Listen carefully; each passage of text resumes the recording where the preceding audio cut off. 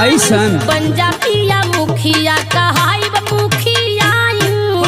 करे भौजाई है तब तो मौसी कहाँ सरे। अरे चुप रह, मुखिया बनल इतना आसान बा?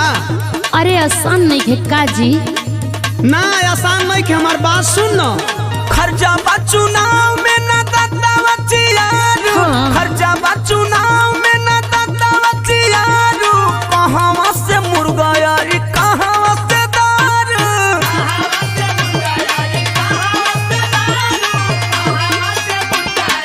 अच्छा तो जे चुनाव लड़ल बा सब मुर्गे दारू बाटता।